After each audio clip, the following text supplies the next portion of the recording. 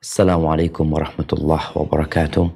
Alhamdulillah Rabbil alamin. Wabihi nasta'inu ala umurid dunya waddin. Wassalatu wassalamu ala sayyidil mursalin. Wa imamil muttaqin. Qaidil ghuril muhajjalin. Sayyidina wa maulana Muhammad. Wa ala alihi wa ashabi ajma'in. Amma ba'd. Faya Rabbi syrah li sadri. Wa yassir li amri wahlul 'uqdatam min lisani yafqahu qawli. Jamaah rahimakumullah, berapa tersisa dari umur kita? Kebanyakan yang ditanyakan oleh orang itu, umur berapa kamu? Sudah umur berapa? Tapi pernahkah kita merenungkan tentang sisa hidup kita di dunia ini? Yang mana setiap bertambah hari, umur kita berkurang. Setiap bertambah Jumat, satu Jumat umur kita berkurang. Bertambah satu bulan umur kita berkurang. Penambahan itu sejatinya adalah pengurangan dari waktu kita hidup. Tatkala seorang yang mengikuti budaya sebagian orang juga merayakan ulang tahunnya, mereka berpikir umur mereka bertambah. Umurmu berkurang. Yang umurnya hanya 40 tahun, ketika dia berumur 30 tahun, sejatinya dia sedang mendekati kematian. Tinggal 10 tahun lagi. Kita memohon kepada Allah Azza wa Jalla agar Allah memberikan kepada kita husnul khatimah. Ahibati fillah, ketahuilah bahwa semua menuju ke satu tujuan. Tujuan ini tetap, dia tidak bergerak, kita yang bergerak. Setiap hari kita bergerak menuju ke sana. Menuju kepada kematian. Allah berfirman tentang pentingnya waktu. Di sebuah surat yang pendek yang kita semua menghafalnya. Bismillahirrahmanirrahim. Wal asri. A'udzubillahi minasyaitonir rajim. Bismillahirrahmanirrahim. Wal asri innal insana lafi khusrin illa alladhina amanu wa 'amilus shalihat wa tawasaw bil haqqi wa tawasaw bis sabr.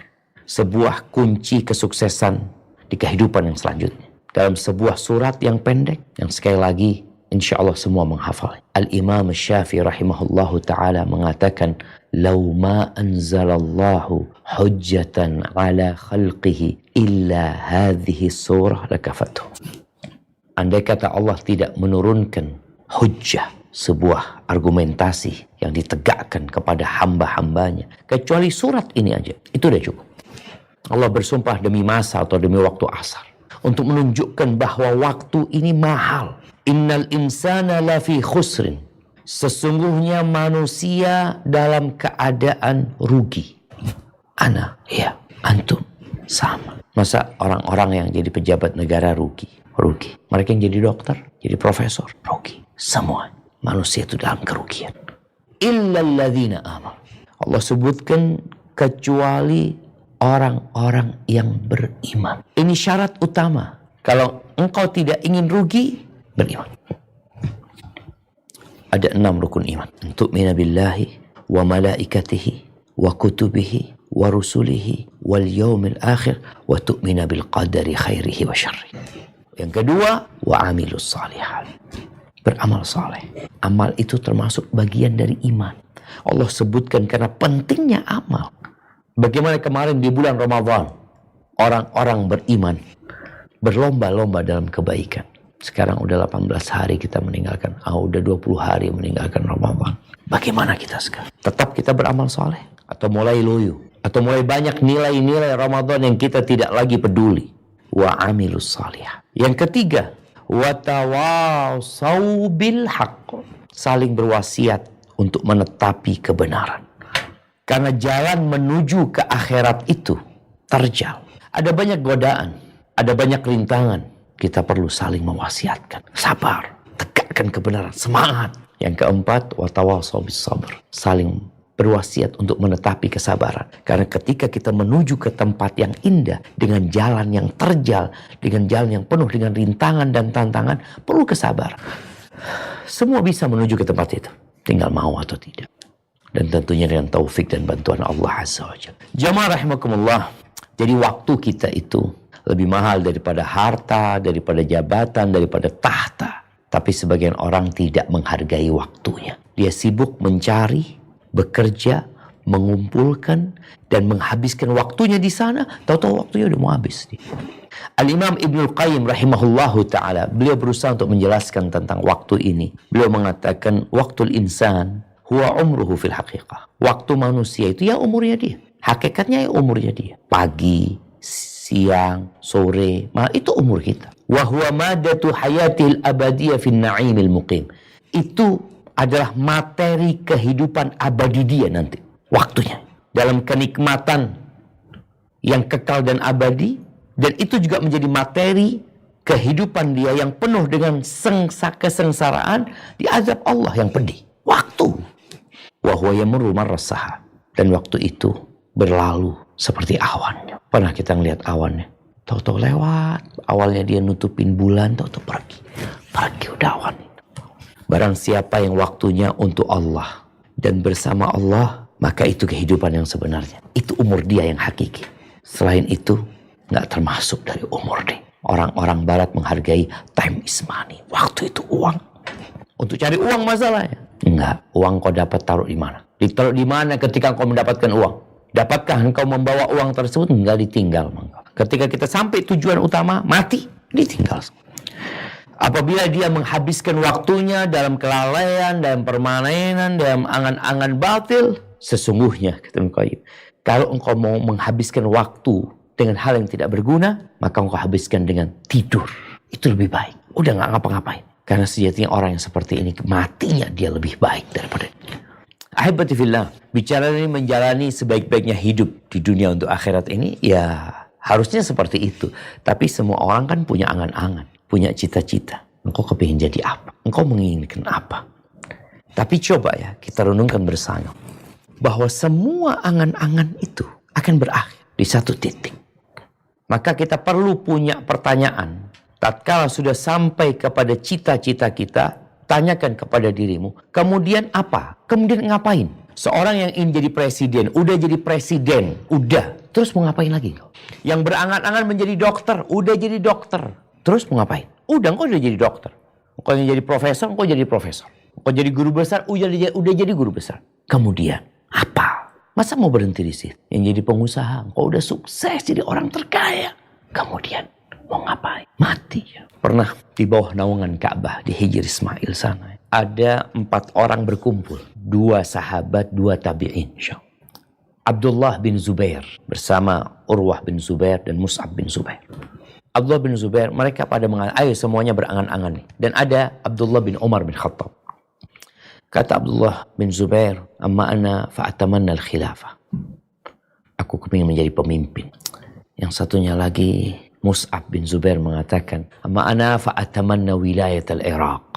Aku berangan-angan untuk menjadi gubernur Irak. Wa an ajma' baina Sakinah binti Husain wa Fatimah binti Talha bin Ubaidillah. Aku berangan-angan menggabungkan 2 wanita cantik untuk jadi istri dia. Yang satu namanya Sakinah, putrinya Husain. Yang satu namanya Fatimah, putrinya Ubaidillah. Ini 2 wanita ini terkenal kecantikannya. Mus'ab kepingin itu. Kepingin menjadi gubernur Irak dan kepingin itu.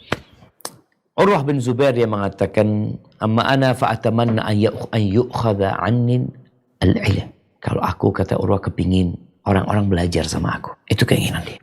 Ini anak-anak muda semua nih jemaah. Di situ ada Abdullah bin Umar. Sepertinya dia yang paling tua di antara mereka. Kata Abdullah bin Umar, kalau aku berangan-angan, ayyaghfirali Rabbi. Aku berangan-angan ingin diampuni sama Allah Azza wa Jalla. Coba kita lihat. Abdullah bin Zubair jadi khalifah. Kemudian apa? Mati. Mus'ab bin Zubair jadi gubernur Irak. Dan dia benar. Allah kabulkan keinginannya menikah dengan mengumpulkan 2 wanita cantik. Sakinah binti Husain dan Fatimah binti Talha bin Ubaidillah. Kemudian apa? Mati semuanya. Bahkan Mus'ab mati terbunuh. Abdullah bin Zubair juga mati terbunuh. Urwah bin Zubair, Masya Allah. Orang belajar sama dia. Kepemimpinan itu hilang. Mati. Dengan matinya pemimpin itu sudah selesai kekuasaan dia. Tapi ketika orang berilmu meninggal dunia, ilmunya terus. Kita kalau meriwayatkan hadis an Urwah ibn Zubair, an Ummil Mukminin Aisyah, an Umar bin Zubair, terus. Adapun Abdullah bin Umar, ya, dia ingin diampuni sama Allah Azza wa Jalla. Dan semoga dia mendapatkan apa yang dia inginkan. Maka bicara menjalani kehidupan ini, mengarungi kehidupan ini, itu tergantung bagaimana kita berangan-angan sebenarnya. Kau kepingin apa dalam kehidupan ini? Ambisimu apa? Semua orang punya ambisi. Umar bin Abdul Aziz. Umar bin Abdul Aziz ini sosok khalifah ya, yang dia meninggal tahun 101 insyaallah Hijriyah. Dia meninggal dalam kondisi masih muda. Sebutkan kira-kira umurnya dia 40 tahun. Bayangin deh. Dan udah jadi khalifah aja. Yang kekuasaan umat Islam pada waktu itu Allahu Akbar. Sampai ke Andalusia. Jadi ketika Umar bin Abdul Aziz jadi khalifah, kekuasaannya itu sampai ke Spanyol dan Portugal. Karena umat Islam masuk ke Spanyol itu tahun 92. Udah sampai ke Rusia, ke Azerbaijan, sana. Ini ada cerita tangan kanannya, pendamping beliau ya. Raja bin Hayawah, salah seorang ulama. Dia berkata, aku diperintahkan oleh Khalifah Umar bin Abdul Aziz untuk membeli pakaian buat dia. Kain dengan harga 7 dirham. 6 dirham. Dikasih 6 dirham, 6 dirham. Kata Hayawah, aku berangkat ke pasar, aku beli. Aku berikan kepada dia. Fajassahu biyadi. Dipegang sama Umar bin Abdul Aziz ya, kain itu ya. Dilihat dengan tangannya, pegangin ya. Apa kata Umar bin Abdul Aziz? Huwa ala ma uhibbuh. Dia ini sesuai dengan keinginanku sebenarnya. Laula annahu fihi linan. Cuma yang jadi masalah dia kayaknya terlalu lembut, terlalu halus kainnya. Kata Raja, fabakait. Nangis aku. Nangis. Kata Umar, ma yubkika ya Raja? Engkau kenapa nangis? Tanya sama Raja ini. Kata Raja mengingatkan Umar bin Abdul Aziz dengan kejadian beberapa tahun yang lalu. Dia katakan, ataituka ya Umar wa anta amir. Ini karena sahib juga. Aku pernah mendatangimu wahai Umar ketika engkau masih gubernur di Madinah. Jadi Umar bin Abdul Aziz pernah jadi gubernur Hijaz ya. Madinah, Makkah, dan Taif pada waktu itu. Pada waktu engkau menjadi gubernur, sebelum engkau menjadi khalifah, aku datangkan kepadamu pakaian dengan harga 600 dirham. Yakni 100 kali lipat dari harga kain yang kau pegang. 100 kali harganya. Fajasas tahu, sama dengan yang kau lakukan barusan. Kau pegang, kau cek ya kainnya itu. Dan engkau mengatakan waktu itu, huwa alama uhibbu. Dia sesuai dengan tipeku, dengan keinginanku. Aku suka nih kain seperti ini. Laula anna fihi khusyuna. Cuma yang jadi masalah masih ada kasarnya kain. Itu harga 600 dirham. 100 kali lipat dari kain ini. Engkau katakan kasar. Dan aku bawakan kepadamu dengan harga 6 dirham. Engkau katakan lembut. Wa ataituka wa anta amir. Engkau udah jadi amir pada waktu itu ya. Maka disebutkan. Perbedaannya gimana? Kok bisa yang harga 600 dirham itu engkau anggap masih kasar, yang harga 6 dirham engkau anggap masih halus. Orangnya engkau, cuma jabatanmu berbeda. Dulu engkau gubernur, khalifah ini di atasnya gubernur. Faqala ya Raja, kata Umar bin Abdul Aziz, wahai Raja, inna li nafsan tawaqah. Ya, sesungguhnya aku memiliki jiwa yang ambisius. Itu jiwaku. Taqat ila Fatimah binti Abdul Malik fatazawajtuha. Aku ingin menikah dengan Fatimah binti Abdul Malik, putrinya khalifah. Aku pun menikahinya. Wa taqat nafsi ilal imarah. Lalu jiwaku berambisi untuk menjadi gubernur fawallituha. Aku dijadikan gubernur. Wa taqat nafsi ilal khilafah fa'adraktuha. Kepingin aku jadi khalifah. Dia terus terang. Dia berbicara tentang isi hatinya. Dia ingin ini, A, dia dapatkan, naik lagi, B, naik lagi, C, dia dapatkan semua. Umur dia waktu itu sudah hampir 40 tahun. Apa kata dia? Waqad taqat nafsil an ilal jannah. Dan sekarang jiwaku ini ingin masuk surga. Udah selesai. Apa yang dicari? Aku kepingin masuk surga. Fa arju an udrikaha insyaallah. Aku berharap aku bisa sampai ke surga. Ahibati fillah. Maka jangan tertipu dengan kehidupan dunia. Kau dulu ya kita semua ketika kecil kepingin jadi apa ya? Kepingin jadi ini, jadi itu. Ana sebelum datang ke sini jamaah, Ana mempersiapkan tema ini. Pas mau ke sini pakai parfum. Ana termenung di depan cermin dan parfum yang ada di sini. Ana ngomong sama istri Ana. Dulu, Ana itu punya parfum cuma satu. Itu kemampuan kita ketika Ana jadi mahasiswa. Hanya dapat beli satu. Dan itu pun bukan parfum yang mahal. Dan Ana katakan sama istri, sekarang lihat. Parfum, berbagai macam parfum ya. Yang mahal mah. Memang Ana gak beli sih. Tapi Ana mengingatkan kepada istri Ana. Ya Allah, kita harus banyak-banyak bersyukur sama Allah. Pertanyaannya, antum mau kemana setelah ini? Antum melihat perubahan dalam kehidupan. Dulu seperti apa dan sekarang seperti apa. Jangan tertipu dengan kehidupan. Para sahabat Nabi sempat mereka hampir tertipu dengan kehidupan dunia. Sehingga lupa dengan tujuan hidup sebenarnya. Yaitu akhirat. Kematian itu gerbangnya. Kuburan itu tempat penantiannya. Hari kebangkitan itu dimulai kehidupan yang sebenar. Di tahun ke-9 Hijriyah.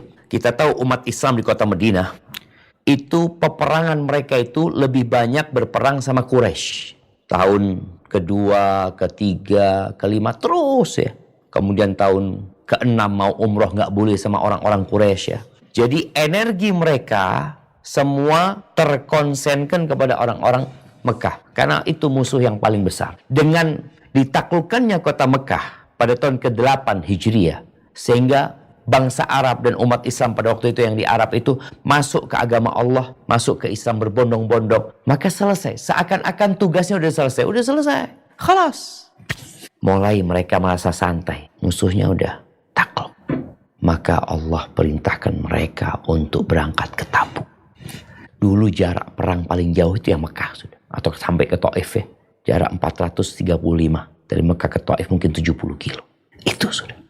Allah perintahkan kepada mereka pada saat musim panas untuk berjihad menuju ke sebuah daerah dengan jarak 700 km. Tabuk dengan jumlah pasukan yang sangat banyak, perbekalan yang sedikit, kendaraan yang tidak mencukupi. Gak boleh berhenti. Merasa sudah selesai. Enggak jemaah. Umar bin Abdul Aziz, surga. Itu tujuannya. Maka bagaimana para sahabat Nabi tatkala mendapat panggilan untuk berjihad ke Tabuk, mulai sebagian mereka merasa berat, merasa aduh nggak perlulah ini dan itu. Kenapa? Karena mereka sudah merasa nyaman dengan kehidupan dunianya, nyaman dengan kursinya, nyaman dengan kasurnya, nyaman dengan keluarganya, nyaman dengan pekerjaannya. Dia sudah merasa nyaman, fulus ada, kendaraan ada apa capek-capek? Jamaah, kita di dunia ini hanya berada di terminal. Engkau berada di terminal. Engkau berada di rest area. Jangan mau bersenang-senang di rest area. Ada tempat yang lebih bagus. Atau ada tempat yang menakutkan yang menunggu kita. Kalau kita sibuk di rest area. Tidak melanjutkan perjalanan. Apa kata Allah menegur para sahabat Nabi? Generasi terbaik umat ini. Tatkala merasa nyaman dengan dunianya, Allah tegur di surat At-Taubah 38-39. Coba kita baca. A'udzu billahi minasyaitonir rajim. Ya ayyuhalladzina amanu ma lakum idza qila lakum infiru fi sabilillahi tsaqaltum ilal ardi araditum bil hayatid dunya minal akhirati fama mata'ul hayatid dunya fil akhirati illa qalil. إلا تنفروا يعذبكم عذابا أليما ويستبدل قوما غيركم ولا تضروه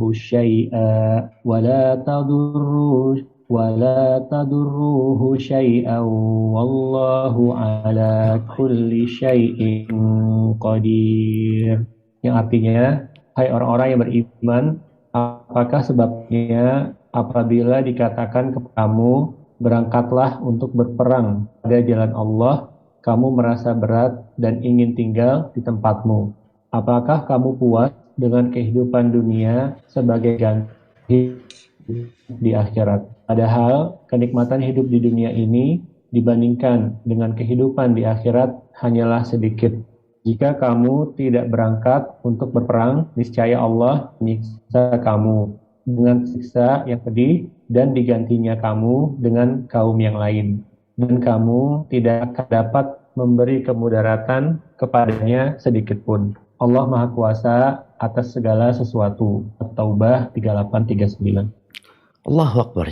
Merasa puas dengan kehidupan dunia. Kemudian berpikir untuk mengganti akhirat dengan dunia. Mau ditukar. Dan Allah katakan, fama mata'ul hayatid dunya fil akhirati illa qalil. Wallahi kesenangan kehidupan dunia ini dibandingkan dengan akhirat sedikit.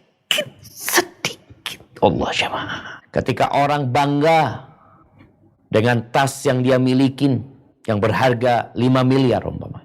Nggak tahu ada apa nggak tahu. Dengan gaun yang dia pakai yang bertahtakan permata yang mungkin berharga sampai 100 miliar. bangga dengan semua itu. Dibandingkan dengan kerudungnya bidadari surga. Itu semua isi dunia nggak bisa untuk ganti kerudungnya bidadari surga. Sedikit jamaah. Setiap kali kita makan di restoran itu menyediakan tempat cuci tangan, menyediakan toilet. Bahkan toilet menjadi kebutuhan yang harus. Kenapa kemanapun kau pergi di dunia ini, engkau akan butuh dengan yang namanya toilet. Dan di akhirat nggak ada toilet. Nggak ada. Engkau bisa bayangin ya, bicara nikmat itu. Allah jadikan engkau menikmatin segala-gala. Satu hari di akhirat sama dengan 1000 tahun dalam kehidupan kalian. Dan di akhirat itu nggak ada tidur. Nggak ada. Kita butuh tidur. Kita butuh istirahat. Engkau mau bersenang-senang seperti apapun. Engkau perlu istirahat. Engkau perlu tidur. Maka Allah jadikan waja'alna naumakum subata. Itu di dunia. Di akhirat nggak ada. Makanya kita lihat ya. Bagaimana orang-orang itu mengkonsumsi berbagai macam doping. Supaya dia bisa tetap segar. Tapi bagaimanapun engkau di dunia. Engkau harus istirahat. Harus tidur. Nggak tidur, berantakan hidupmu. Di akhirat, nggak ada tidur. Ngapain? Bersenang-senang. Maka Allah menegur para sahabatnya. Kalian merasa puas. Kalian mau tinggal di tempat kalian. Nggak bakalan lama di situ. Engkau lihat orang yang paling nikmat hidupnya. Yang punya rumah bak istana. Engkau bakal meninggalkan tempat itu. Rasul SAW pernah mengatakan. Idza tabayatum bil'inah. Kalau sistem jual beli kalian inah. Sistem riba yang terselubung. Orang sudah merasa nggak apa-apa ini dan itu. Wa akhadtum adnabal baqar wa raditum bizar'. Kalian sudah puas dengan kehidupan kalian, dengan kursi kalian, dengan perdagangan kalian, dengan pertanian kalian, perkebunan kalian. Oh, menikmatin. Dia mungkin punya taman, punya ini itu, punya pertanian yang bagus. Wa taraktumul jihad. Dan kalian meninggalkan jihad di jalan Allah, perjuangan di jalan Allah. Apa yang akan kalian dapatkan? Mungkinkah kalian dapat menikmati harta kalian? Apakah? Sallatallahu alaikum dhullan. La yanzi'uhu hatta tarji'u ila dinikum. Allah akan menimpakan kepada kalian kehinaan. Kalian akan hidup dalam kehinaan. Walaupun bergelimang harta. Sampai kalian kembali kepada agama kalian. Ditegur sama Allah seperti itu, bangkit semua sahabat. Tapi ada yang tergoda dengan dunianya. Bahkan ada sebagian sahabat yang tidak ikut perang pada waktu itu. Ada 3 sahabat. Orang-orang munafik jelas sudah mereka nggak ikut perang. Orang-orang munafik nggak siap berjuang. Dia takut kehilangan nyawa mereka, harta mereka. Mereka nggak mau capek. Ada 3 orang dari sahabat yang nggak ikut perang. Ketika Nabi pulang dari peperangan itu, mulailah orang-orang munafik datang kepada Nabi SAW mengatakan, ya Rasulullah minta maaf ya Rasulullah, aku nggak bisa ikut karena alasan ini, alasan dia. Sebutkan alasan-alasan yang sebenarnya semua kebohongan. Ketika datang Ka'ab bin Malik, ditanya sama Nabi SAW, kenapa engkau nggak ikut perang? Nabi tanya sama Ka'ab, engkau kan sudah beli kendaraan buat berangkat. Nah, iya ya Rasulullah. Kata Ka'ab, ya Rasulullah, wahai Rasulullah, kalau aku duduk di sisi orang selain engkau, dari penduduk bumi ini, maka aku berpikir bisa keluar dari marah orang itu dengan alasan, Allah sudah kasih aku pinter ngomong aku ini ya Rasulullah. Tapi aku tahu, kalau aku sampaikan kepadamu ucapan yang bohong, dan engkau kemudian memaafkan aku, aku yakin Allah akan membuatmu marah sama aku. Dan kalau aku jujur sama engkau, ya aku berharap Allah berikan kebaikan kepada aku. Kata Ka'ab, aku gak punya alasan untuk tidak ikut perang ya Rasulullah. Aku benar-benar dalam kondisi yang paling prima sekarang ini untuk berangkat. Tapi gak tahu, mau berangkat.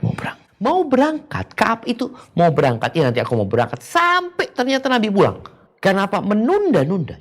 Dia mau berangkat. Subhanallah. Sahabat yang lainnya Abu Khaythama. Dia sama, dia menunda-nunda keberangkatan. Sampai suatu Nabi udah berangkat perang bersama para sahabatnya. Jumlah pasukan 30.000 pada waktu itu. Satu onta untuk bergantian 3 orang. Bekal gak banyak. Dan para sahabat pada waktu itu, subhanallah, mereka mati-matian ya. Berbagi harta yang mereka milikin. Abu Bakar datang semua hartanya. Umar dengan separuh hartanya. Utsman mempersiapkan 100 pasukan ya. Ada kalau nggak salah 1.000 dinar yang dia persiapkan. Ada banyak pokoknya para sahabat semua berlomba-lomba pada waktu itu. Abu Khaythama ini nggak berangkat. Nabi udah berangkat. Kemudian suatu hari dia berangkat ke kebunnya. Itu musim panas. Jadi paling enak kan kalau orang musim panas itu di villa yang dingin ya. Masya Allah. Dia datang ke kebunnya. Dia punya dua istri. Kedua istrinya berlomba-lomba mempersiapkan arisya kayak model gazebo ya. dengan air dingin di situ, makanan disiapkan di situ. Kemudian Abu Haisama ini mau masuk ngelihat, mungkin kanan kiri. Dia melihat apa yang dilakukan kedua istri. Lalu dia mengatakan, Rasulullah sallallahu alaihi wasallam fi dhahyi warrihi wal har. Nabi kepanasan, kena terik matahari, kena angin yang panas. Wa Abu Haithama fi dhillil barid. Sedangkan Abu Haitham, maksudnya diri dia, berada di bawah naungan yang dingin, makanan yang dipersiapkan bersama istri yang cantik, harta yang begitu nikmat. Kata dia, ma hadza bin nasab. Nggak fair kayak gini, nggak fair, kata dia. Maka dia mengatakan kepada istrinya, wallah, demi Allah, aku nggak akan masuk ke gazebo satu orang pun dari kalian. Persiapkan buat aku untuk bergabung dengan Rasulullah SAW. Akhirnya kedua istrinya mempersiapkan bekal, dinaikkan ke onta, berangkat Abu Haitham dan sampai ke Tabuk. Ahibati fillah, apa sih yang tersisa dari dunia ini jemaah yang bisa kita ambil sebagai bekal akhirat kita? Mu'adz bin Jabal, ya, dia seorang sahabat Nabi, salah satu ulama dari sahabat Nabi. Matinya juga muda, Mu'adz bin Jabal ini. Ketika dia mau meninggal dunia, pada hari itu dia berpuasa. Dia tanya sama budaknya, coba lihat, udah tenggelam nggak matahari? Belum. Tunggu lagi berapa lama ya? Tanya lagi Mu'adz, udah tenggelam nggak matahari? Mu'adz meninggal karena penyakit taun, ya, Maya. Belum, kata dia. Terakhir dia pembantunya mengatakan, iya, udah tenggelam. Ketika itu Mu'adz mengatakan, marhaban bil maut, selamat datang dengan kematian. Marhaban dengan yang ditunggu-tunggu, yang gaib, yang sekarang ditunggu. Dia mengatakan, ma'aflah wallahi man nadima ala dunia. Demi Allah, tidak akan beruntung orang yang menyesali dunia. Maksudnya menyesali karena nggak beli rumah, karena nggak ini, itu. Urusan dunia disesali. Nggak akan beruntung. Dunia akan dia tinggalkan. Lalu Mu'adz mengatakan, Allahumma innaka ta'lam. Ya Allah, engkau tahu, ya Allah. Sesungguhnya engkau tahu. Anni lam uhibbal baqa' fid dunya. Aku nih kepingin hidup di dunia bukan karena ingin membuat sungai, ya, atau menanam pepohonan, atau mengumpulkan harta. Aku kepingin hidup di dunia itu, di sisa umurku ini sebenarnya, liqiyamil lail, untuk bangun malam. Wa siyamin nahar, berpuasa di siang. Wa dhama'il hawajir, rasa haus di terik atau di siang yang panas. Itu yang dia inginkan. Wa muzahamatil ulama birrukab inda hilaqidz dzikr, dan duduk bersama para ulama, berdesak-desakan dengan para ulama di majelis-majelis ilmu. Itu yang dia inginkan. Kemudian dia meninggal dunia. 3 hal kalau bicara menjalani sebaik-baiknya hidup di dunia untuk akhirat ini, Mu'adz menyebutkan apa di sini? Qiyamul lail. Kemarin Ramadan kita qiyamul lail sebulan penuh. Sebagian 11 rakaat, sebagian 23 rakaat, sebagian ada yang 30 lebih. Qiyamul lail. Maka nasihat ana bagi yang mendengarkan kajian ini, berusaha untuk tidak meninggalkan qiyamul lail. Rasul sallallahu alaihi wasallam mengatakan, ayuhan nas, ketika beliau masuk ke kota Madinah, hijrah, ucapan pertama beliau katakan kepada mereka, ayuhan nas, afsyus salam. Wahai umat manusia, tebarkan salam. Wa at'imut ta'am, berbagilah makanan dengan orang-orang. Wasilul arham, sambung rahim kalian. Wasallu bil lail wan nasu niyam, salatlah di malam hari tatkala orang-orang tidur. Salat ketika orang-orang tidur. Tadkhulul jannah bisalam, kalian akan masuk surga dengan selamat. Bagaimana Nabi SAW mendapatkan pesan dari Jibril tentang qiyamul lail. Wa'alam anna syarafal mu'min qiyamuhu bil lail. Ketahuilah bahwa kehormatan, kemuliaan seorang muslim itu adalah dengan qiyamul lail. Jadi kalau ada muslim cari kehormatan, cari kemuliaan dengan berbagai macam cara, lalu dia lupa qiyamul lail, dia salah tempat mencari kemuliaan. Jaga nilai-nilai Ramadan itu. Bangun malam. Yang lebih utama sepertiga malam akhir. Kalau nggak bisa sebelum tidur, seperti yang kau lakukan ketika Ramadan. Habis Isya udah sholat. 2, 3, 11 rakaat. Atau engkau maunya berapa rakaat? Yang kau mampu, yang penting istiqomah. Jaga. Itu Mu'adz sampai mau meninggal. Itu yang dia pikirkan dalam kehidupan dunia. Karena itu yang bakal dampingi dia di kuburan. Yang kedua, puasa sunnah. Selesai puasa Ramadan.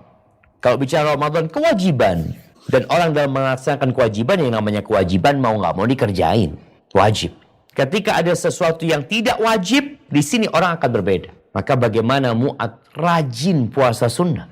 Dan bagaimana Rasul SAW menjelaskan tentang puasa sunnah ini.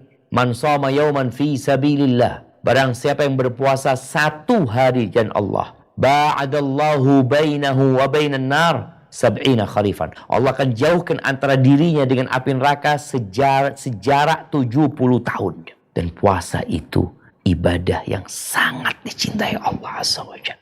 Berat bagi kita berpuasa di saat orang lain tidak berpuasa. Di bulan Ramadan, semua pada puasa. Tapi bagaimana engkau dapat menjaga puasa, menahan haus, menahan lapar di saat orang-orang makan? Kalau tadi, bagaimana engkau bangun malam di saat orang-orang tidur, orang-orang sedang istirahat, sedang tenggelam dalam mimpi mereka, engkau bangun malam. Dan di siang hari, saat orang-orang menikmatin makanan, menikmatin jamuan, engkau lihat semua restoran terbuka, di lampu merah banyak orang jual air dingin ini, engkau tahan. Itu bekal untuk menuju kehidupan akhirat. Bagaimana nanti puasa akan datang membelam. Dan ingat, bicara malam hari, membaca Al-Quran dalam sholat itu di malam hari lebih utama daripada di siang hari.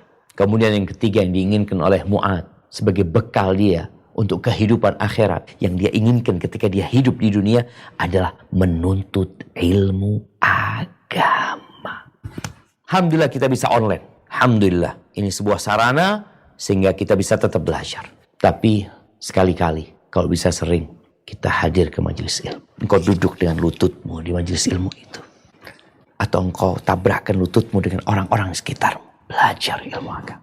Karena itu menjadi bekal derajat yang tinggi. Di dunia kita lihat bagaimana orang dimuliakan karena ilmunya. Dalam urusan ilmu dunia. Dari dokter biasa, jadi dokter spesialis, jadi konsultan mungkin, jadi profesor macam. Itu semakin terhormat dia dengan ilmunya. Tapi di akhirat dengan ilmu agama. Yarfa'illahu alladhina amanu minkum walladhina utul ilma darajat. Allah mengangkat derajat orang-orang beriman di antara kalian. Dan yang dikasih ilmu beberapa derajat. Maka duduk antum. Cari waktu. Sempatkan duduk di majelis ilmu. Di tempat itu. Di majelis ilmu itu. Malaikat turun jamaah. Bagaimana sakinah itu turun ke sana. Dibalut oleh rahmat Allah. Disebut-sebut nama oleh Allah Azza wa Jalla. Itu kalau bicara menjalani sebaik-baiknya hidup di dunia untuk akhirat ini. Kau lakukan hal itu. Jaga Ramadan kemarin. Ahibati fillah. Sebagian kita mungkin punya masa lalu yang kelam. Gak ada kata terlambat. Dan jangan putus asa. Allah berfirman di surat Az-Zumar. Ayat 53 sampai 58. Ana minta setiap dibaca satu ayat dibaca arti. Nah. تفضل. أعوذ بالله من الشيطان الرجيم قل يا عبادي الذين أسرفوا على أنفسهم لا تقنطوا من رحمة الله إن الله يغفر الذنوب جميعا إنه هو الغفور الرحيم. Katakanlah, hai hamba-hambaku yang melampaui batas terhadap diri mereka sendiri, janganlah kamu berputus asa dari rahmat Allah. Sesungguhnya Allah mengampuni dosa-dosa semuanya. Sesungguhnya dialah yang maha pengampun, lagi maha penyayang. Wa anibu ila rabbikum wa aslimu lahu min qabli an ya'tiyakumul azabu summa la tunsarun. Dan kembalilah kamu kepada Tuhanmu dan berserah dirilah kepadanya sebelum datang azab kepadamu. Kemudian kamu tidak dapat ditolong lagi. وَاتَّبِعُوا أَحْسَنَ مَا أُنْزِلَ إِلَيْكُمْ مِنْ رَبِّكُمْ مِنْ قَبْلِ أَنْ يَأْتِيَكُمُ الْعَذَابُ بَغْتَةً وَأَنْتُمْ لَا تَشْعُرُونَ. Yang artinya, dan ikutilah sebaik-baik apa yang telah diturunkan kepadamu dari Tuhanmu sebelum datang azab kepadamu dengan tiba-tiba, sedang kamu tidak menyadarinya. An taqula nafsun ya hasrata ala ma farratu fi jambillahi wa in kuntu laminas sakhirin. Supaya jangan ada orang yang mengatakan, amat besar penyesalanku atas kelalaianku dalam menunaikan kewajiban terhadap Allah. sedang aku sesungguhnya termasuk orang-orang yang memperolok-olok agama Allah. Au taqula law anna Allah hadani lakuntu minal muttaqin. Atau supaya jangan ada yang berkata, kalau sekiranya Allah memberi petunjuk kepadaku, tentulah aku termasuk orang-orang yang bertakwa. أو تقول حين ترى العذاب لو أن لي كرة فأكون من المحسنين. Atau supaya jangan ada yang berkata ketika ia melihat azab, kalau sekiranya aku dapat kembali ke dunia, niscaya aku akan termasuk orang-orang berbuat baik. Az-Zumar 53-58.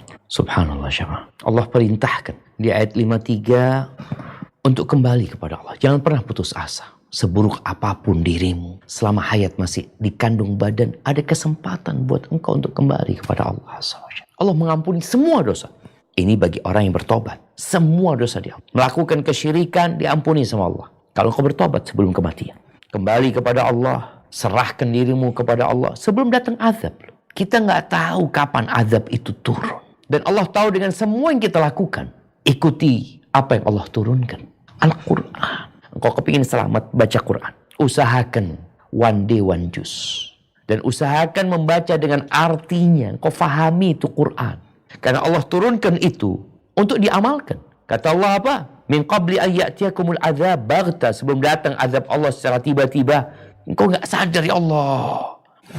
Supaya gak ada lagi yang mengatakan, ya Allah, aku kok bisa seperti ini ya. Kenapa aku memperolok Allah agama dahulunya. Atau mengatakan kalau dulu dapat hidayah aku akan jadi orang yang bertakwa. Supaya dia gak berkata juga, kalau aku ketika dia melihat azab nanti pada hari kiamat, kalau ada kesempatan aku mau balik ke dunia. Gak ada. Kau punya waktu sekarang.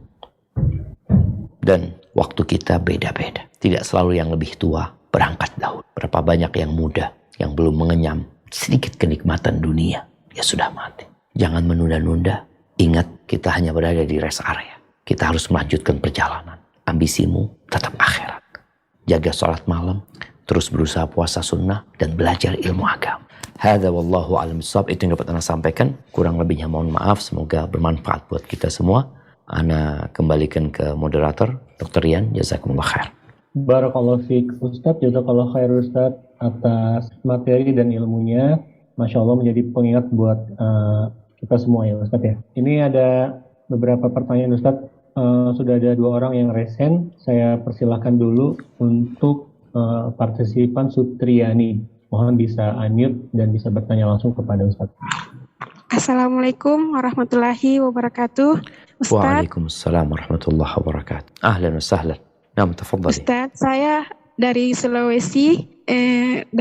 Sebenarnya sudah lama ingin bertanya karena saya tidak tahu di mana saya harus bertanya. Pertanyaanku ini, suami selalu marah hal-hal sepele dan selalu mengatakan kisah dan menyuruh saya mengurus diri saya sendiri dan menyuruh saya pergi dari rumah.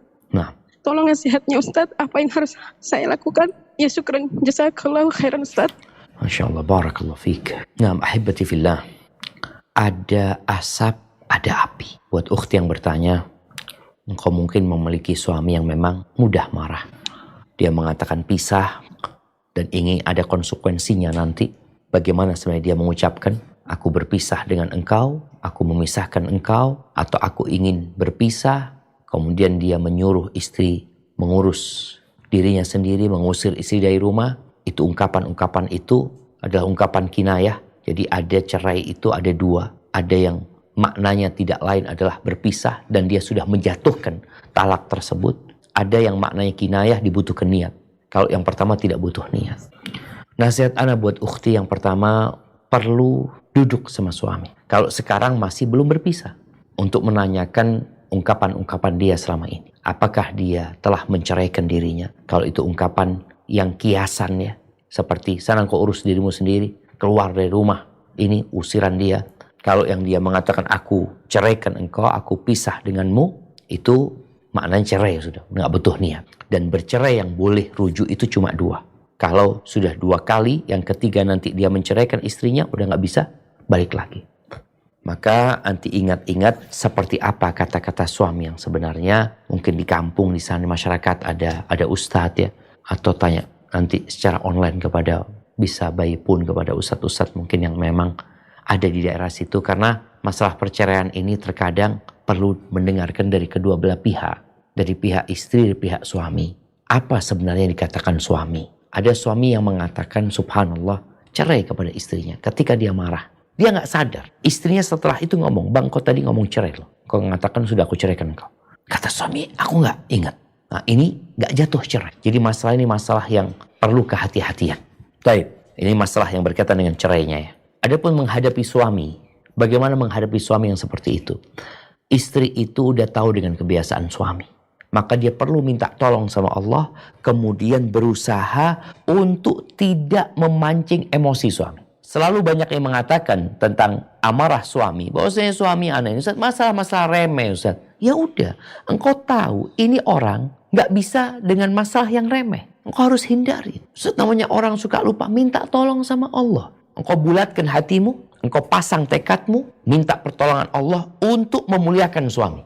Jangan sampai melakukan kesalahan kepada suami. Insya Allah, dengan pertolongan Allah, dengan mendoakan suami yang awalnya suka marah, insya Allah dia jadi nggak suka marah. Seperti kisah seorang wanita setelah 13 tahun menikah ya.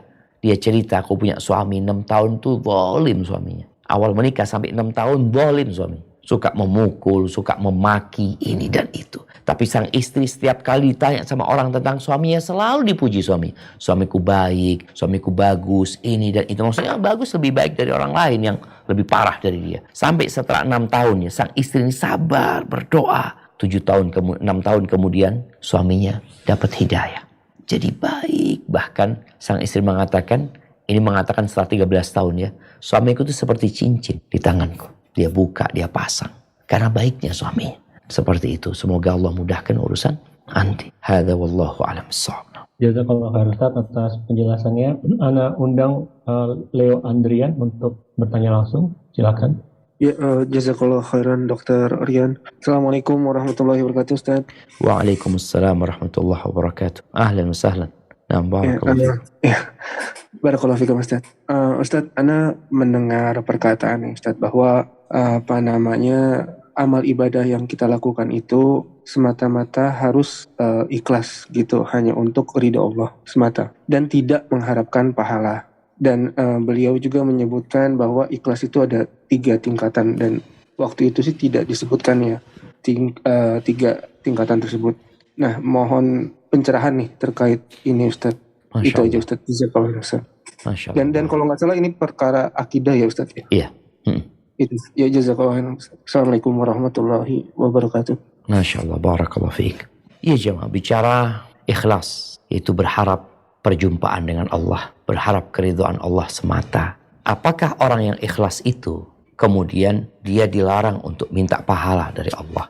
Apakah kalau dia minta pahala dari Allah kemudian dia jadi nggak ikhlas? Ketahuilah bahwasanya Allah Jalla Jalaluh, dia yang menawarkan kepada kita surganya. Dia yang mengatakan wasari'u ila maghfiratin min rabbikum wa jannah. Di sini disebutkan kalian berlomba-lombalah menuju ke mana? Ampunan Allah. Di sini kita kalau bicara ikhlas, kita cari ampunan Allah, kita cari keridhaan Allah, itu aja enggak. Allah katakan wa jannatin arduhas samawati wal ard. Dan surga yang luasnya seluas langit dan bumi. Uiddat lil muttaqin, disediakan bagi orang-orang yang bertakwa.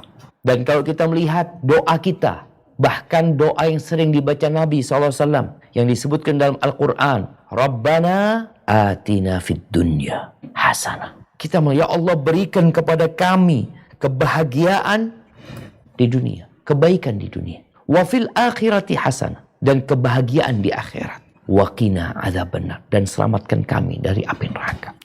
Doa kita itu ada 2. Ada doaul ibadah, ada doaul masalah. Doa yang ibadah, bentuknya ibadah kita. Sebenarnya dalam ibadah itu ada permohonan. Orang yang sholat dia memohon, orang yang berangkat haji dia memohon, orang yang bersedekah dia berpuasa, dia sedang memohon dengan ibadah itu. Ada yang dia pinta.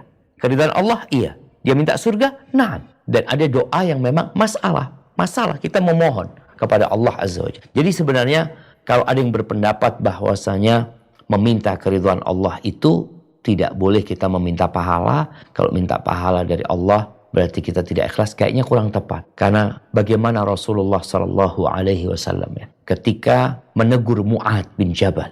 Mu'adz itu pernah sholat jamaah baca Al-Baqarah. Subhanallah, dari semangatnya di sholat Isya jadi imam baca Al-Baqarah.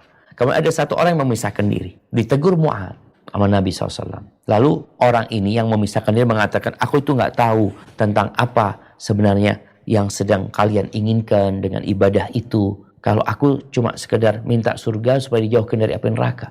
Itu yang diinginkan. Kata Nabi SAW, haulaha nudantin. Di sekitar itu kita bergerak sebenarnya. Cari surga dan supaya dijauhkan dari api neraka. Dalam beribadah kepada Allah, ada 3 yang perlu kita perhatikan. Yang pertama, cinta kepada Allah. Jadi kita beribadah karena cinta kepada Allah. Ini digambarkan seperti kepala burung. Kepala burung ini yang memandu. Kalau bicara cinta, itu yang memandu kemana kau akan pergi. Dan 2 sayapnya ini yang dibutuhkan dalam beribadah kepada Allah. Yang satu namanya roja, yang satu namanya khauf. Yang satu namanya harapan, yang satu namanya rasa takut, cemas. Ketika dia burung hanya punya kepala, cinta dia. Tapi dia nggak punya sayap, dia nggak akan terbang. Burung nggak ada yang terbang hanya dengan kepalanya. Begitu pula dalam beribadah kepada Allah. Hanya dengan cinta, bagaimana engkau akan beribadah. Allah tumbuhkan di diri kita ketakutan dan rasa harap. Dan Allah ciptakan surga, Allah ciptakan neraka. Allah janji, ketika kau melakukan itu, aku akan kasih surga Allah Azza wa Jalla.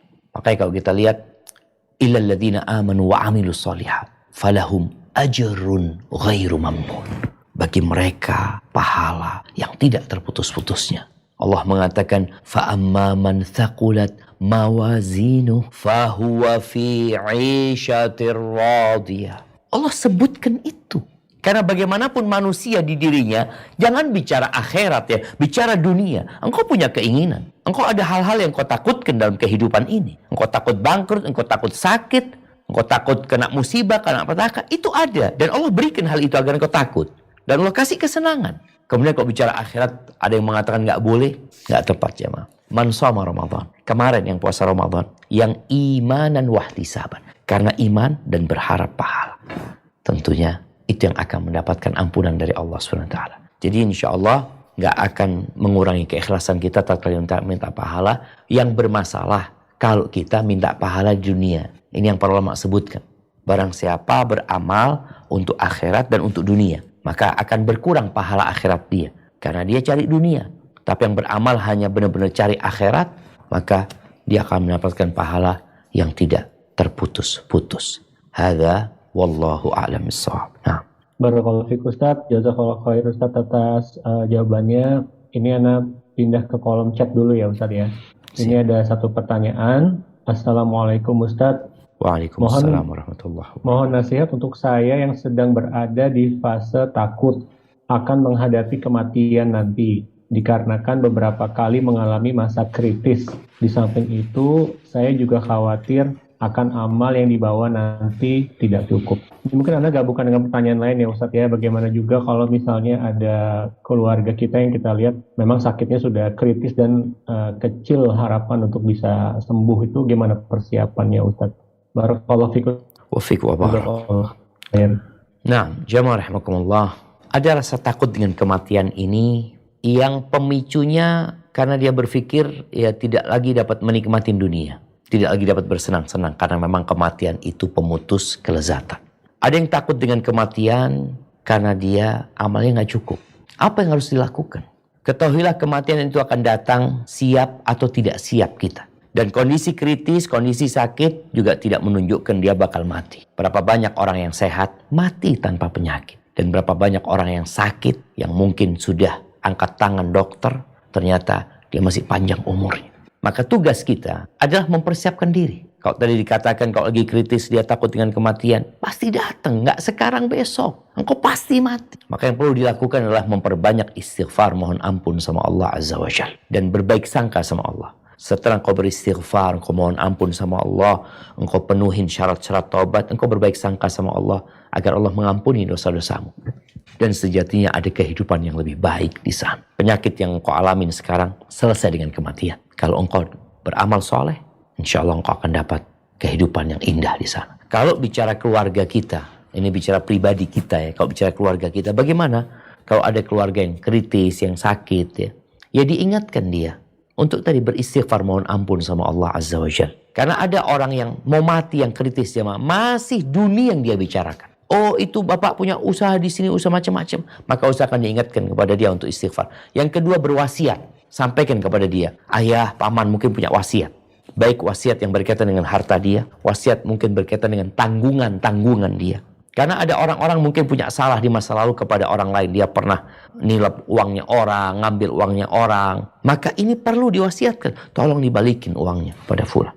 Kemudian kalau dia punya kelebihan harta, dia mungkin wasiat untuk sebagiannya disodakohkan. Dan biasanya orang kalau mau mati itu, ya al-amal bil khawatim, amalan sesuai dengan penutupnya. Ada orang yang mati ketika dia berwasiat, wasiatnya baik. Tapi ada yang wasiatnya buruk dan penuh kezaliman, maka dia mati su'ul khatimah. Jadi tadi usahakan dia diminta untuk bertobat, beristighfar, kemudian dia disuruh tulis wasiat, sampaikan wasiatnya, baik yang berkaitan dengan harta dia, atau berkaitan dengan tanggungan ada utang mungkin ya. Karena sejatinya warisan itu tidak dibagi kecuali wasiat ditunaikan, utang dilunasin. Itu penting. Hadza wallahu a'lam bissawab. Nah, jazakallah khair Ustaz. Ana persilakan untuk Ummu Danish bertanya, silakan. Assalamualaikum warahmatullahi wabarakatuh. Waalaikumsalam warahmatullahi wabarakatuh. Ahlan wa sahlan, barakallahu fikum. Afwan Ustaz, ingin bertanya, ini untuk pertanyaan pertama, bagaimana Ustaz caranya mengingatkan yang tepat untuk sisa usianya untuk beribadah? Karena sampai usia lebih dari 60 tahun, ini tidak sholat dan puasa. Jadi ada dua, om saya ya berarti ya Pak D dan Bude ini, Ya. Pak D dan Bude ini itu jadi menganggap remeh puasa dan sholatnya. Kalau Bude saya ini juga tidak puasa, terus baru disuruh sholat itu dibilang tidak tahu gitu kan, jadi malas gitu. Ya. Kalau ibu nah itu usianya udah 60 tahun ke atas ya Ustaz ya, dan tinggal sekarang dengan ibu saya. Jadi satu rumah itu kakaknya semua ibu saya itu tidak sholat dan tidak puasa, sedangkan orang tuanya masih ada dan selalu mengingatkan. Subhanallah. Yang kedua, Bude dan Pak D saya ini kan sudah memiliki anak, tapi sudah lepas tangan untuk Pak D saya. Itu bagaimana hukumnya? Terus Bude saya ini juga sudah punya anak, tapi tidak tinggal dengan anaknya, malah tinggal dengan adiknya ini. Yang bahwasanya ibu saya ini tidak bekerja, jadi menghidupi mereka semua. Itu bagaimana Ustaz cara mengingatkannya? Barakallahu fikum. Assalamualaikum warahmatullahi wabarakatuh. Waalaikumsalam warahmatullahi wabarakatuh. Jamaah, innaka la tahdi man ahbabta walakin Allah yahdi man yasha. Sesungguhnya engkau tidak dapat memberikan hidayah kepada orang yang kau cintai, tapi Allah memberikan hidayah kepada siapa yang Allah kehendaki. Paman Nabi SAW ya, yang merawat Nabi ketika kecil, membela Nabi ketika besar. Nabi berusaha sekuat tenaga menyampaikan kepada paman sampai detik-detik akhir dari kehidupannya, tapi ternyata pamannya mati di atas kekufuran. Maka langkah pertama adalah berdoa, mendoakan mereka agar dapat hidayah dari Allah. Yang kedua, bagaimana cara menasehati mereka? Anda rasa sudah dikasih nasihat tadi, tapi mungkin hatinya sudah keras. Karena di antara dampak menunda-nunda amal soleh dan terus berbuat dosa, hati itu jadi keras. 1.000.000 ustadz didatangkan untuk kasih nasihat nggak bisa. Apalagi kadang-kadang ada yang hati yang sudah terbalik. Maka sekarang harus ada usaha untuk melembutkan hatinya. Dengan cara apa? Dengan cara mengajak mereka ziarah kubur ya. Mengingat orang-orang yang telah pergi meninggalkan dunia ini. Kemudian datang ke tempat-tempat bencana. Itu termasuk melembutkan hati. Dilihat orang yang rumahnya hancur ya. Yang mungkin orang-orang yang akhirnya harus dipotong kakinya. Itu menyebabkan kita melihat kehidupan dunia Allah kayak gini dunia ini. Iya. Kemudian yang ketiga, majelis ilmu. Diajak majelis ilmu atau bikin kajian di rumah agar mereka mendengarkan dari ustadz. Apalagi nggak banyak yang anggota keluarga, cuma 5 orang, 6 orang. Bahas mungkin surat Wailul likulli humazatil lumaza atau membahas surat Ara'aital ladzi yukadzibu biddin ya. Hal-hal yang setelah hatinya lembut baru dikenalkan lagi nih dengan hukum-hukum tadi, dengan hakikat kehidupan dunia agar mereka mendapatkan hidayah dari Allah Subhanahu wa taala. Dan ingat, tugas kita cuma menyampaikan. Adapun berkaitan dengan mereka yang hidup sama adiknya ya, artinya sama adiknya mereka, padahal mereka punya anak, tapi anaknya mungkin berlepas diri. Di sini berarti kita perlu ngobrol sama anak-anak mereka, sepupu ya, hitungannya dengan yang bertanya. Bagaimana mengingatkan mereka dengan kewajiban berbakti kepada orang tua. Orang tua itu pintu rizki ya. Yang namanya silaturahim itu kan meluaskan rizki dan memanjangkan umur. Jadi perlu ada usaha untuk ngobrol sama mereka, ngasih nasihat mereka. Subhanallah, kemarin ya, atau hari Selasa, kita itu ada sidang skripsi mahasiswa tentang alasan anak meninggalkan kedua orang tua yang di panti jompo di Jember sih. Macam-macam alasannya. Jadi ada alasannya yang kembali kepada anak, ada alasannya kembali kepada orang tua. Di antara alasan yang kembali kepada orang tua, ada orang tua memang dia sibuk cari dunia. Nggak peduli sama anaknya, tidak mendidik anaknya, tidak mengajari anaknya. Dia hanya berpikir kirim duit, sehingga anaknya tidak dapat perhatian dan kasih sayang dari orang tua. Sehingga tatkala orang tuanya butuh kasih sayang mereka, nggak dapat. Perhatian mereka, anak-anak nggak kasih. Jadi ada yang kesalahannya dari orang tua. Ada orang tua yang cerita dia dulu kasar sama anaknya, nggak peduli sama anaknya, dia tinggalkan anak itu sama ibunya atau sama neneknya, maka anaknya pun kemudian berbuat itu. Ini bukan berarti perbuatan anak benar ya, enggak. Tapi hanya ingin menyampaikan apa penyebab kemudian anak nggak mau sama orang tua, mendidik atau merawat orang tuanya. Maka tetap engkau perlu ngasih nasihat kepada mereka. Bagaimanapun perbuatan orang tua, tetap mereka orang tua. Dan tugas kita berbakti kepada orang tua. Hadza wallahu a'lam bissawab. Nah. Barakallahu fiik Ustadz. Ini masih ada 2 nih Ustadz. Bisa ya Ustadz ya? Bisa insya Allah dok. Nah. Untuk Dokter Junita, silakan dok di-unmute. Terima kasih Dokter Rian. Assalamualaikum warahmatullahi wabarakatuh. Waalaikumsalam warahmatullahi wabarakatuh. Ya, tadi menarik sekali Pak Ustadz untuk tausiahnya. Nah, mungkin saya ada beberapa pertanyaan nih Pak Ustadz. Jadinya tadi sudah disampaikan mengenai ibadah wajib yang memang harus dikerjakan dan untuk tambahan itu amalan sunnah, baik itu sholat sunnah maupun sholat malam dan juga puasa sunnah. Nah, ini kita sudah melakukan ini, kan kita mengharapkan pahala ya Pak Ustadz. Nah, tapi kalau untuk dosa, pasti kan pahala dan dosa nih nanti akan di jumlah ya Pak Ustadz ya, kira-kira begitulah.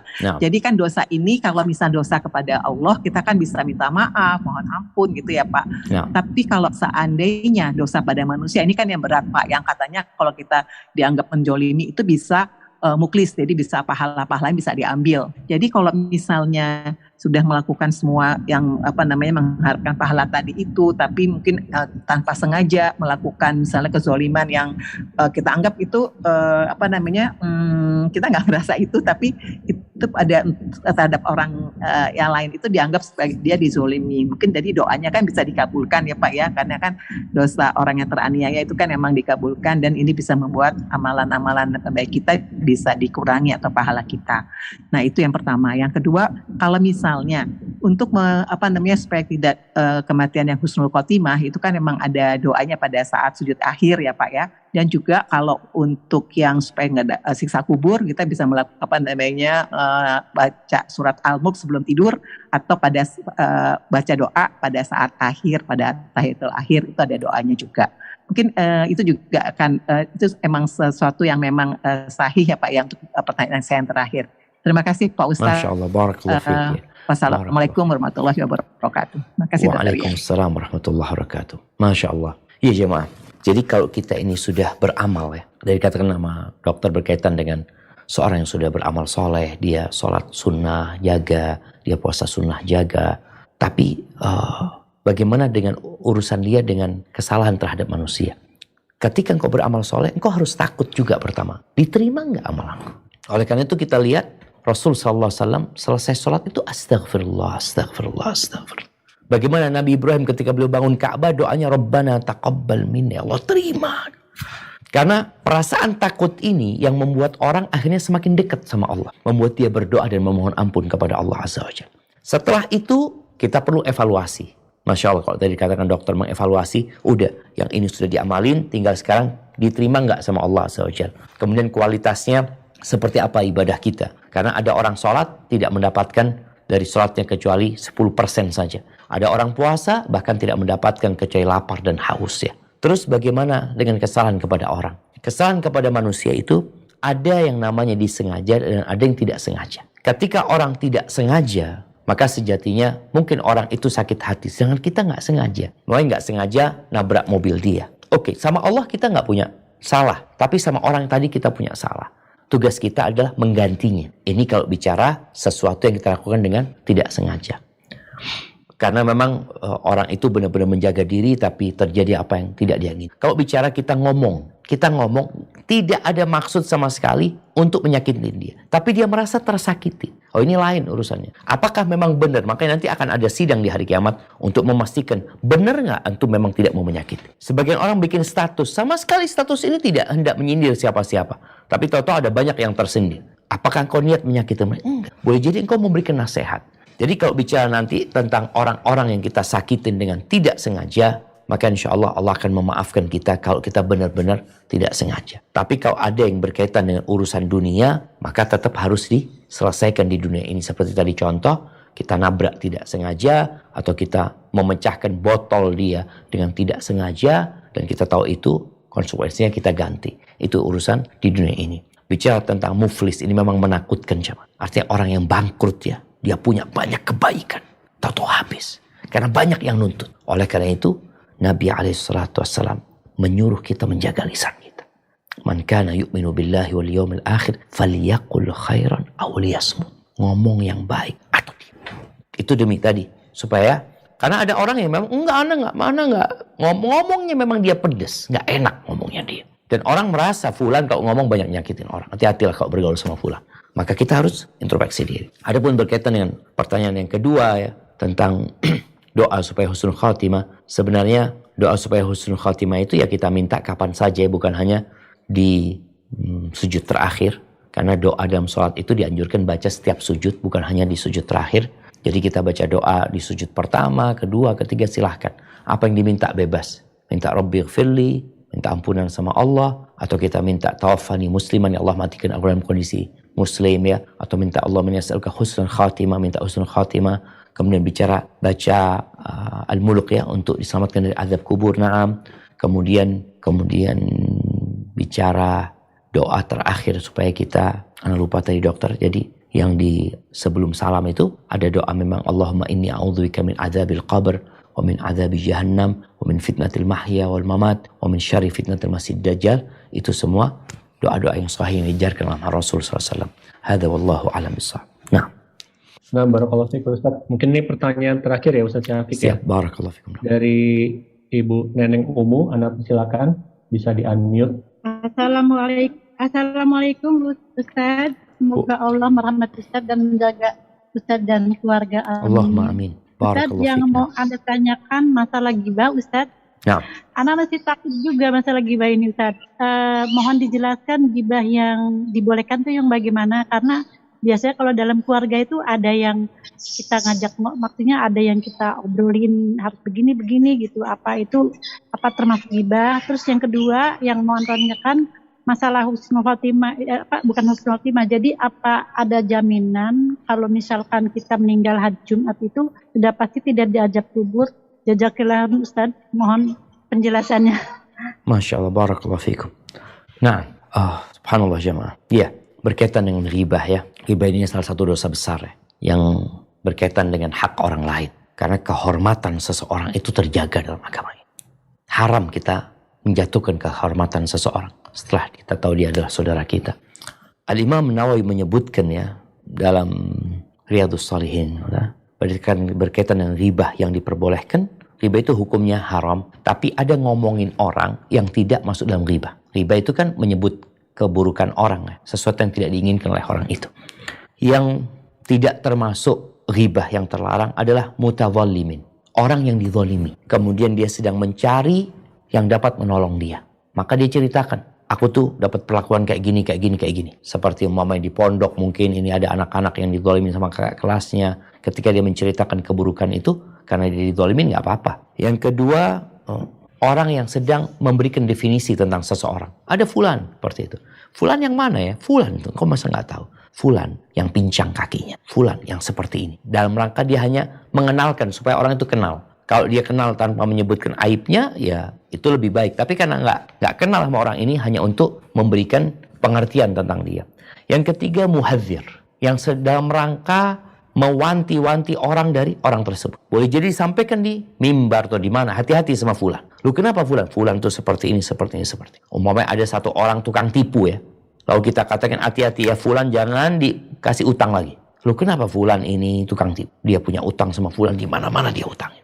Itu termasuk yang diperbolehkan. Kemudian wa mujahirin fisqan, orang yang berbuat dosa besar terang-terangan. Minum, dia berzina, dia apa terang-terang, nggak ada kehormatan bagi dia. Orang fasik itu yang berbuat fasik terang-terangan ya, artinya dia menunjukkan bahwasanya dia orang jahat memang. Karena ada orang berbuat dosa sembunyi-sembunyi. Ini enggak, dia terang-terangan. Kemudian wa mustaftin, termasuk ghibah yang diperbolehkan, minta fatwa. Ini tentunya dengan datang kepada orang yang bisa memberikan fatwa. Dia sampaikan ada kejadian seperti ini, apa hukumnya? Fulan melakukan ini kepada ini, apa hukumnya? Dia minta fatwa, disebutkan namanya nggak apa-apa. Suami nyebutkan nama istrinya, istri nyebutkan nama suaminya, itu nggak apa-apa ketika sedang meminta fatwa. Atau yang terakhir adalah yang meminta pertolongan dalam menghilangkan kemungkaran. Ada perbuatan jahat di sebuah tempat, ada kemungkaran, kita sedang mencari pertolongan supaya ini bisa dihilang. Kita ceritakan, di tempat itu ada prostitusi. Di tempat itu fulan namanya, fulan ini kayaknya melakukan ini dan itu. Ini dalam rangka menegakkan kebenarannya. Itu nggak apa-apa. Adapun pertanyaan yang terakhir tadi berkaitan dengan apakah yang meninggal di hari Jumat itu sudah pasti tidak akan disiksa dari azab kubur menjadi tanda husnul khotimah. Berkaitan dengan hadis tentang hari Jumat itu terjadi perselisihan di antara para ulama tentang kesohihannya. Tapi sebenarnya yang menjadi titik beratnya itu amalan dia, bukan hari Jumat. Karena ada perampok ditembak hari Jumat, ada pezina mati hari Jumat. Dan kita tahu Nabi kita Muhammad SAW meninggalnya di hari Senin, tidak di hari Jumat. Jadi jangan takut bagi yang tidak mati di hari Jumat, karena yang menjadi standar orang itu baik atau tidak adalah ketika dia mati, bagaimana amalan dia, dalam kondisi seperti apa dianya. Dan diharapkan kalau orang soleh mati hari Jumat, ini diharapkan dia akan lebih baik lagi. Tapi kalau ada orang jahat, dia mati dalam kondisi belum bertobat, walaupun meninggal di hari Jumat, tentunya amalan dia yang akan menjadi ukuran dia mati husnul khatimah atau tidak. Hadza wallahu a'lam bishawab, itu yang dapat Anda sampaikan. Kurang lebihnya mohon maaf. Anda kembalikan ke moderator Dr. Rian. Jazakumullahu khairan.